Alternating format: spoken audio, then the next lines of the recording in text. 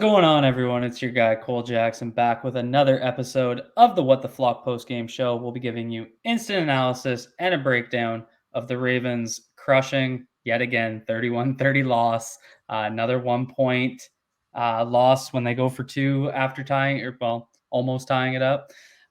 We're going to get into it. If you're enjoying the breakdowns, hit the like button, hit subscribe so you can find your way back for more. We'd like to thank the sponsors of the What the Flock postgame show. It's our guys and gals over at Lee's Pint and Shell, located right in the heart of Baltimore. They're your go-to for the game day, or the Ravens game day with the game day special. They got Bud Light drafts, Michelob Ultra buckets, Modelo and Corona pony buckets, and White Claw buckets. There's something for everyone. We dropped their link below. Be sure to check them out. And now over to my post-game co-host. It's Adam Bonacorsi. What the flock is going on, my guy? You think I'd be more bitter right now? You think I'd be feeling a little worse after that one? I don't. I genuinely don't. Like deja vu. I feel like the back half of this season is really just is what it is. Let the kids play, see what we got, let it shake out kind of thing. And look, another, you can either be heartbroken by it or you can be, confident in the fact that this team was able to go tit for tat almost with the Packers today, which was wild to see, unexpected and wild to see. But here we are on the wrong side of a 1 point game again. Yeah, let's actually start there, because I think if I had told most people that this was a 1 point game or even a 3 point game or maybe even a 7 point game, I think people would have been pretty shocked. So I think, it's crushing the way it happened. It's crushing that it's deja vu.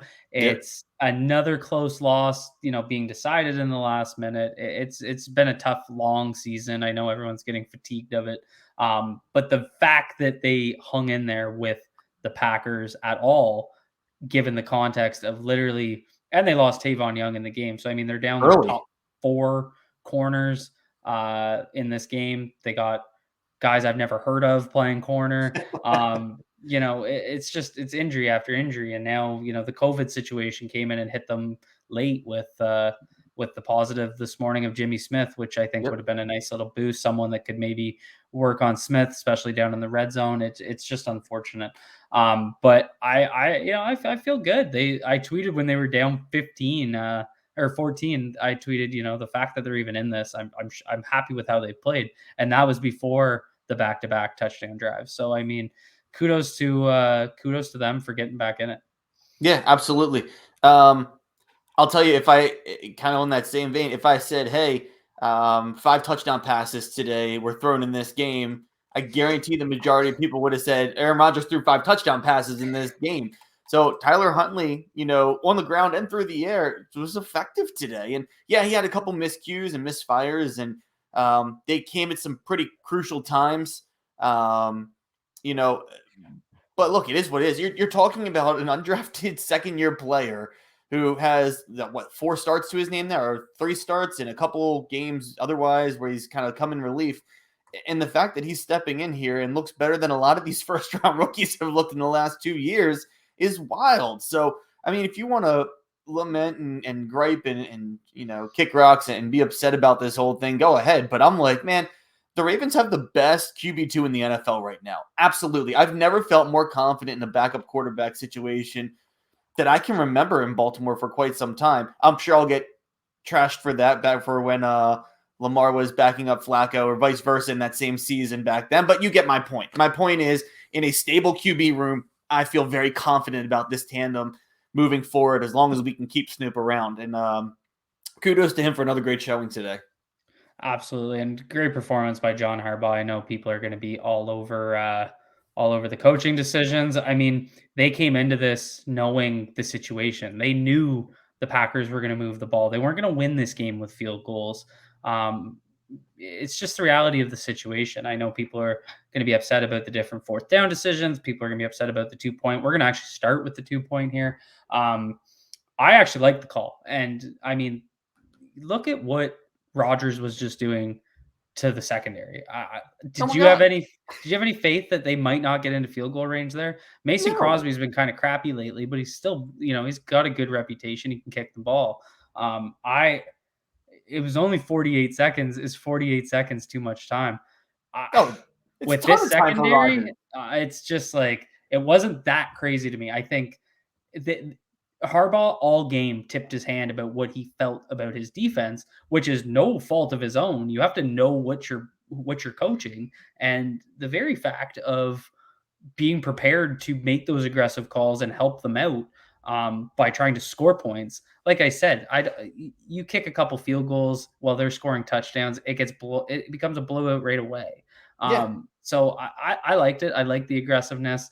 I didn't like the play call, and I'll be very clear about that. So I'm going to explain why.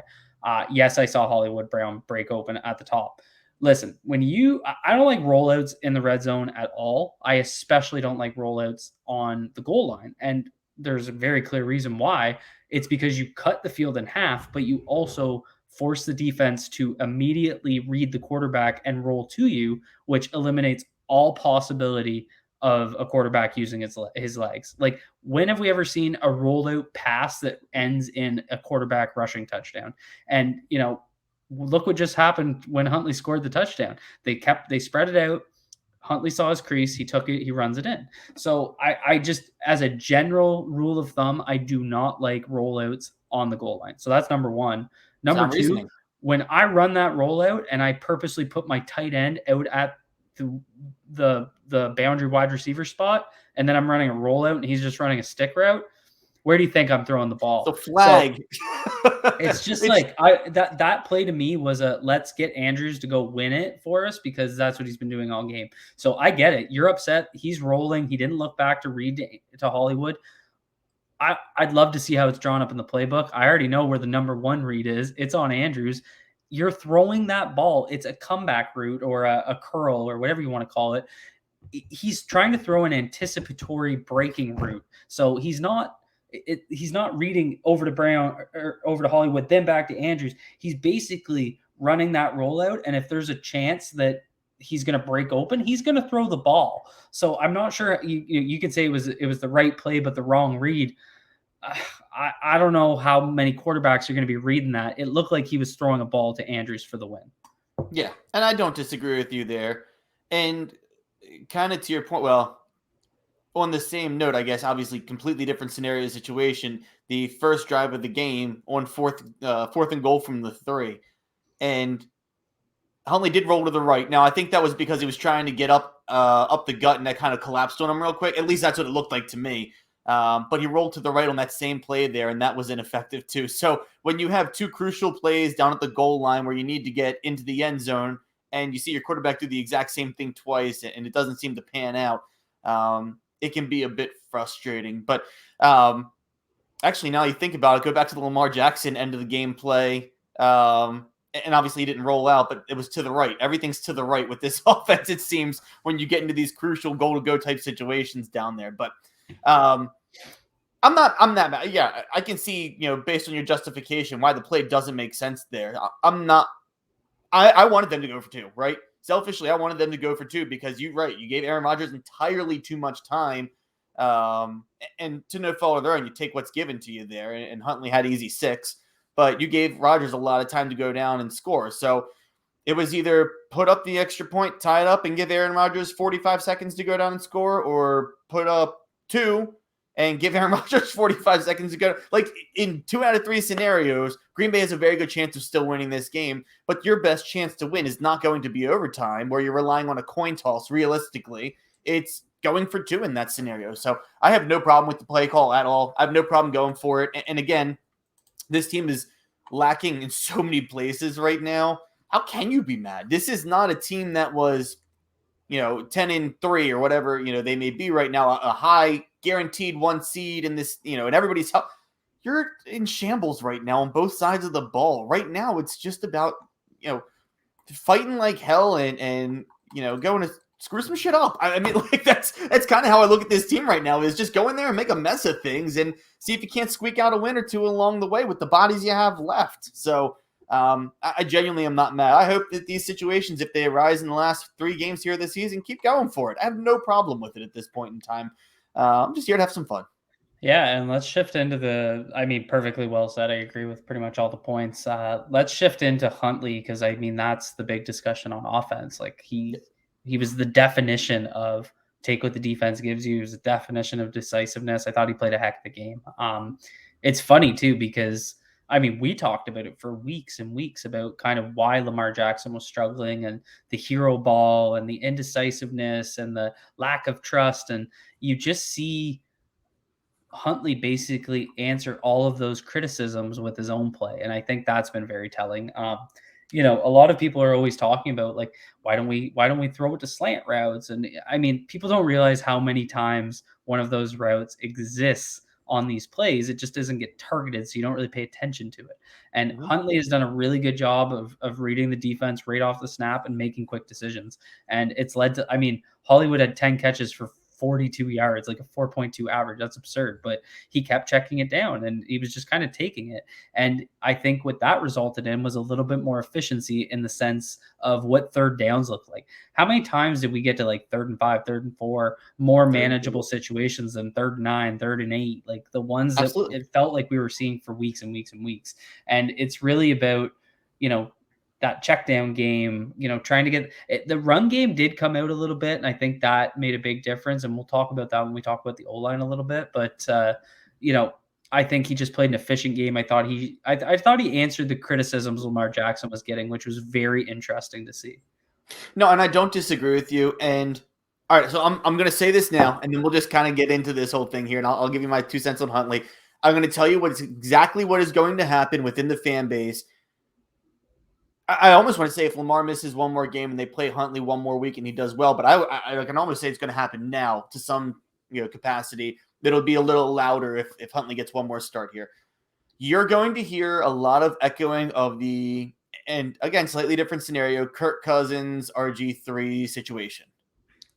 I think you're going to hear a lot of that. I know it's completely different style quarterbacks. When there was the debate between who should be the starter, why isn't he the starter? Well, we drafted him early. He should be the starter. Because right now you have a lot of fan noise about, to your point, Lamar's issues seem to be right now strengths of Huntley's. And that's great. We've also seen Lamar's issues right now be strengths of his at other points prior to this, spot that he's in right now. Is this funk that he's in. But Huntley's playing damn well football right now. So what you can almost see is these people that are coming out of the woodworks now saying, hey, why are we starting Lamar? Why are we going to pay Lamar? We have Huntley. Huntley's good. Huntley's better at this. Huntley's better at that. And look, even if there is some truth to what he's better at this current moment, I don't think it's something we really need to get into. But I think that, again, I go back, best QB2 I think that the league can offer right now. That's going to benefit the Ravens at some point. It's not going to be in that sense of, Lamar, see ya, and Huntley, you're going to be our starter now. It's going to be, hey, we've got a very good backup we can rely on. And maybe at some point that turns into some high-end trade value for them. I don't know. Well, I think, time will tell. We've got him on a cheap contract for a few more years here, so let's use it while we can. But I think we're going to see a lot more of that debate about here's two QBs in the same room. Which one do you keep? Which one do you get rid of? Kind of situation with people, Huntley gaining steam and gaining momentum in that conversation just because of his recent play. And I don't want to diminish him by any means. Obviously, Lamar is still Lamar. Huntley's played fantastic. One thing, though, kind of going back to this game here, I did want to point out 13 carries, 73 yards, and 2 touches in this game. And that was more – it was the same amount of carries the running backs with Murray and Freeman had combined. But it was also slightly more yards than they had and both rushing touchdowns in this game. I think the utilization of his legs in this game, which has also been a big stifling point for Lamar Jackson, was another factor in this game too for the offense. And again, go back to Lamar, the offensive line, or the teams they were playing during that, whatever it may be. Lamar was not as mobile, wasn't able to get out of the pocket and make things happen, wasn't able to take off. Huntley, run to the sideline, nothing's there, takes off 5 yards, 10 yards, 15-yard chunks at a time. He was able to do it all game long. I really think that helped with the balance of this offense too and keeping Green Bay from really pinning their ears back. But I've rambled for a long time, so why don't you go ahead and say something, Cole? No, that was good. That was good. I mean, covered a lot. Love it. The thing I wanted to touch on before we jump into the defense was a little bit of a reemergence of a run game. I mean, they ran for 143, a 5.5 clip. Murray ran hard. Freeman didn't necessarily look that great, but he didn't look bad. It was on that one drive. Murray had like back runs where he was going for like 8, 6, 7, like that type of thing. So, I mean, that was good to see. And I think obviously Nick Boyle being back out there makes a tremendous difference. They did some good things inside. I thought the interior line played a lot better. I would expect we see Ben Cleveland continue to play. I'm probably going to get called the Ben Cleveland hater, and it's really not that. It's just I think there's been a ton of misconceptions about him as a player, and so I'm going to be 100% doing a film room on him this week to see how his game went. But one thing I did notice is you'd see a tweet like, "Look at Ben Cleveland mauling people," and then I'd go back and watch it on my laptop while I'm watching the live game, and it's like, well, he's in a double team with Bozeman, so like, yeah, I mean, he is driving. So I mean, that is just to say, like, things need to be contextualized. So call me whatever you want to call me. I'll be diving into that. But whatever they did, even David Sharpe made a difference, and he looked a lot cleaner in pass pro. Tyree Phillips wasn't the answer. He hasn't been the answer. I think they were very late to make that shift. Was it David Sharpe? Yeah, it was David Sharpe. David 62. It's just unfortunate. Like, it's unfortunate that it kind of took this long for them to try and do something different. Because, it may have made a difference in other games. So I expect, Phillips clearly got hurt and was upset. So I'm assuming he got hurt quite bad. So we'll probably see Sharpe moving forward. We're probably going to see Cleveland moving forward. So, the hope is that a little bit of a new put together, like a guy I thought had a pretty good game was Villanueva. I wasn't cursing his name. So, I mean, so that's good, right? That's it with him, right? If you're not cursing his name, that's it, right? That's a win. We win. Is that how it works for the offensive line? If your name's not called, that's a good thing. Well, that is kind of like the live, because I mean, live watches are tough, right? Like, it's hard to see anything. I'm literally going back and rewatching plays while the game is on just to try and see some things. But I mean, yeah, as long as you're not really screwing up, it's good. It's what you want. But I thought he played well. I thought he deserves some credit. I mean, he gets crapped on nonstop. So, give him a little credit. I thought the O-line played well. So I'll ask a question, and this is just kind of a off-the-cuff thing that I was thinking about watching this game. If by chance Phillips' injury is just like a tweak, whatever, right? Would you – and he's able to come back and play.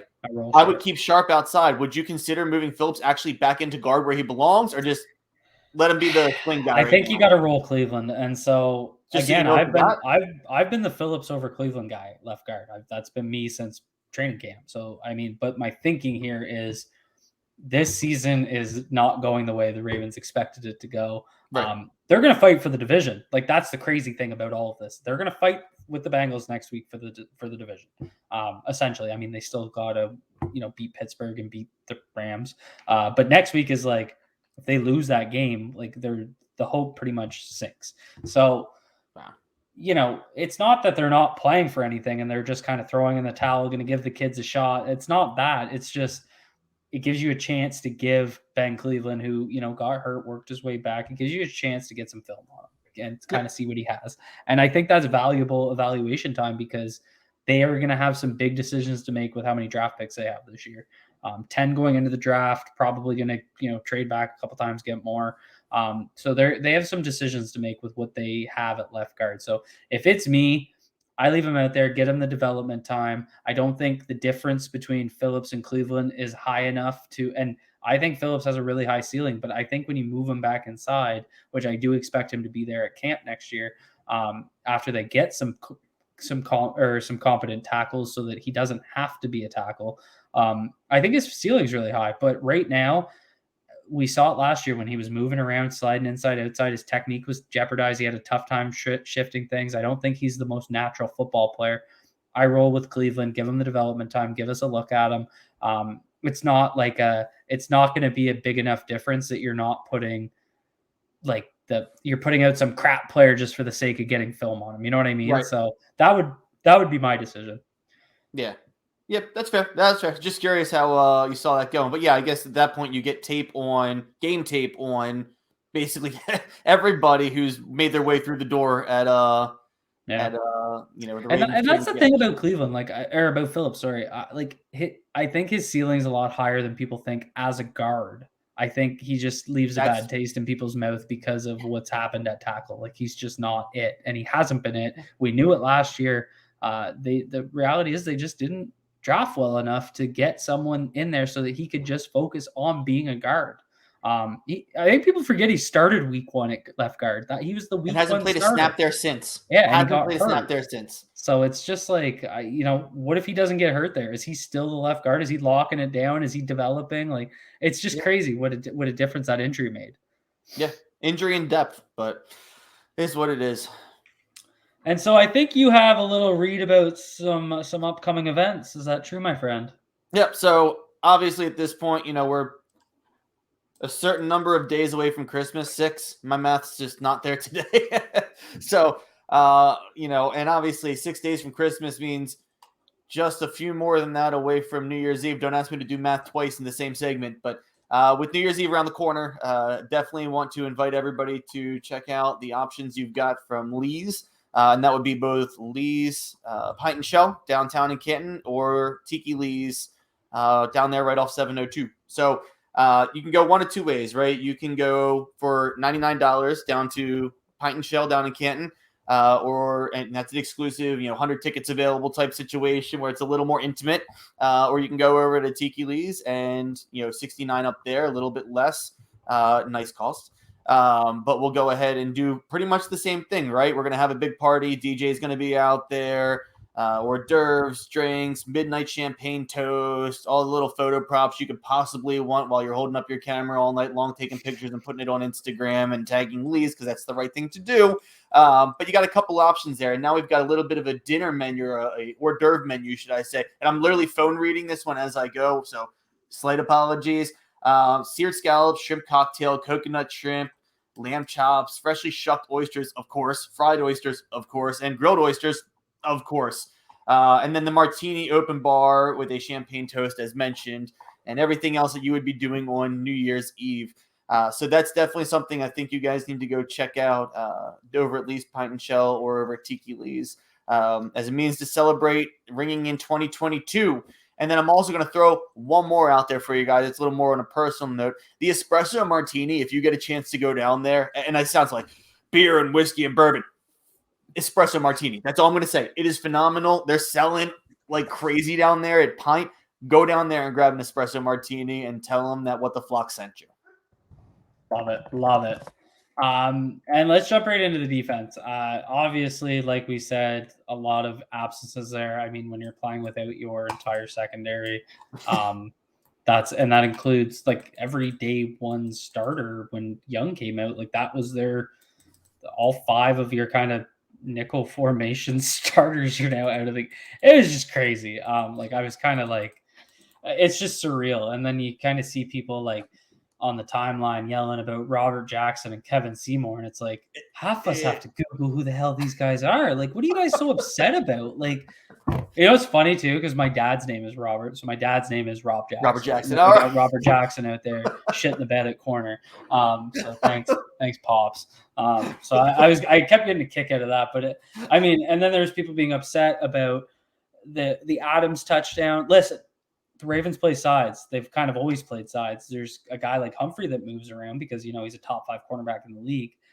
I don't know what to tell you guys. When you play sides, that's the way your defensive structure is. There's a ton of teams that do this. So what do the Packers do? They put Adams on the side that doesn't have their better cornerback, Averett. Happens every game. Yeah. I don't know what to tell you. They bracketed him. There was a double team over top. All Jackson had to do was step up on him and use the help behind him. He didn't. I don't know what you expect. I'm so sick of anything that happens in this game, in any game now. It's just blame whatever coach of the unit you're mad about was. Like, it's getting so obnoxious. It's asinine. I agree. It's and honestly, look, that Adams touchdown, that was Jackson's second defensive NFL snap ever. And people are screaming. He's a practice squad guy. Like that was. It's almost like they lost their top 4 corners, and then almost like it. 6th corner, and then 7th corner. Like, yeah. So like, right. So let's do it. Right. So Marlon Humphrey, Marcus Peters. You lost Tavon Young early in this game. Jimmy Smith is out, and Chris Westry is out.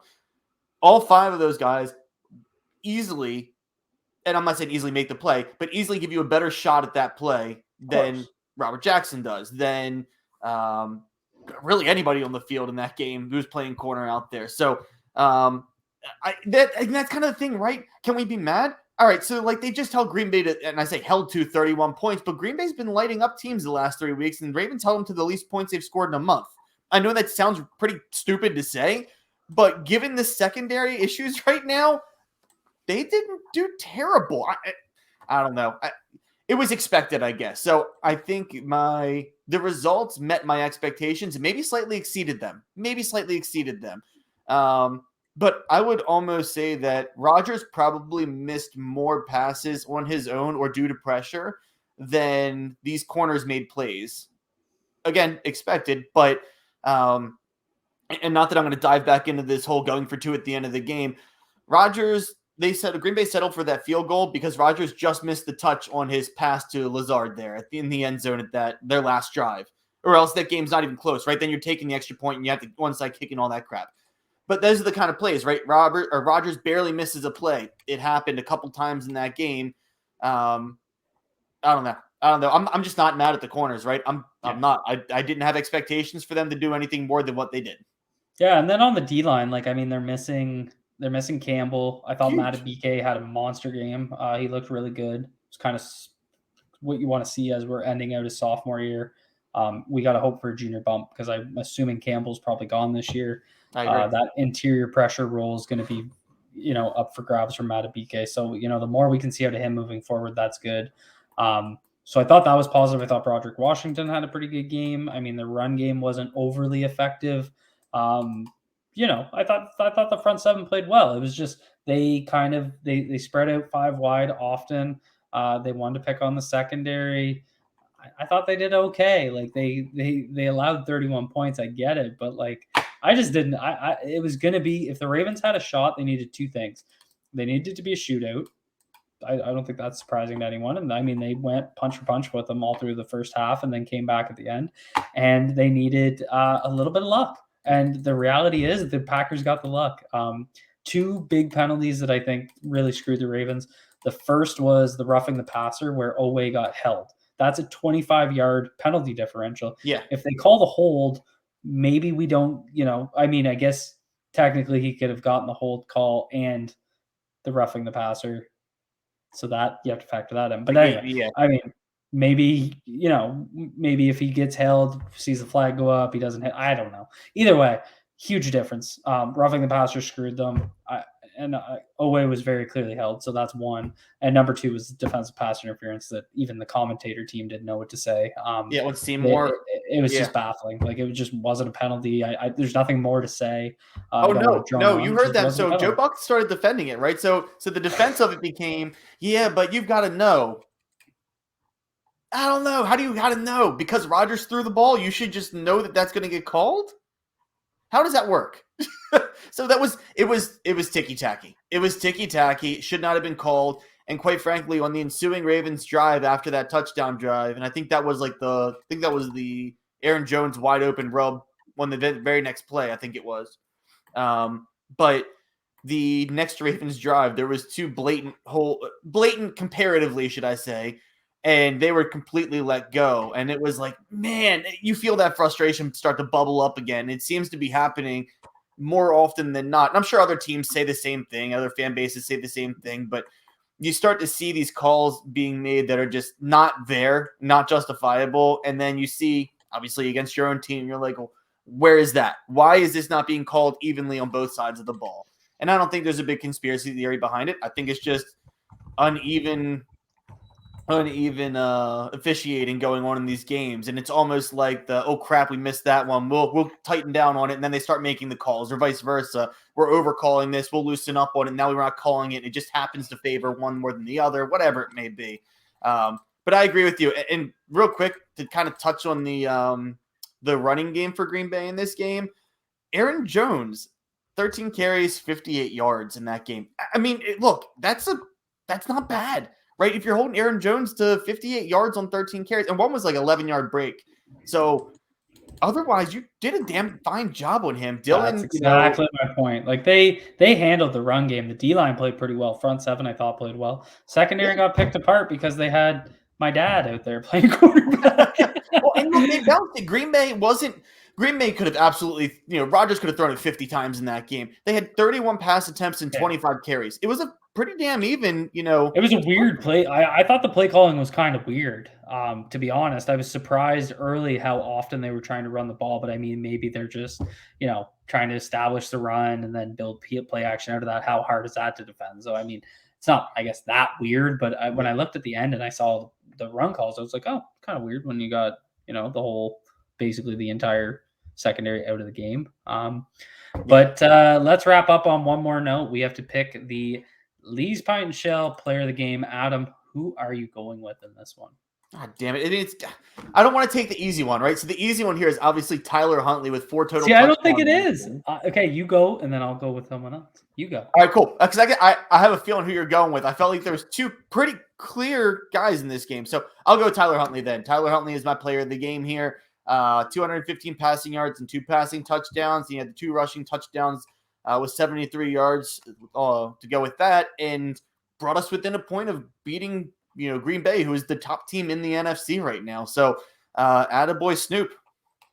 And I'm going to go with my doppelganger, my twin. He only played well because he knew I was coming to town. I had the helmet on in the car.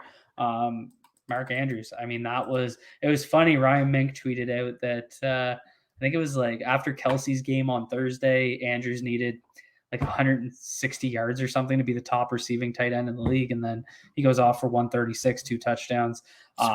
Andrews was phenomenal in this game. Great safety blanket, made big plays. He's now making a lot more plays after the catch. He's kind of bowling guys. People are going to be upset about his lack of physicality on the 2-point conversion. I get it, but I mean, they're not in that situation without him. So my player of the game goes to Mark Andrews. I'm going to throw one little last note out here, and then we can jump.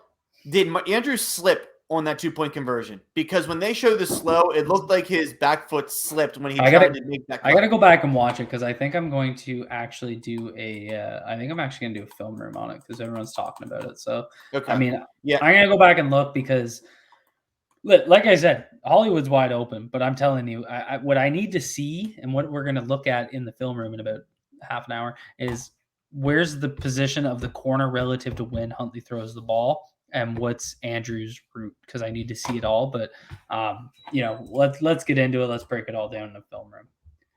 Absolutely. I'm here for it. By the way, just so you know, Andrews is only 4 yards shy of Kelsey now. Okay, so maybe it wasn't 160. I guess I love 4 yards shy after this game. Love it. Yeah. Top 3 tight end in the league. I mean, I think he's really solidified himself in that conversation after we pay him. It's kind of been a nice sign because it seems like when we pay guys now, they get hurt. So now it's nice to see us pay a guy and then them take a step into the top echelon. So that's great to see. But my friends, that's all we have for you. Be good to yourselves. Be good to each other.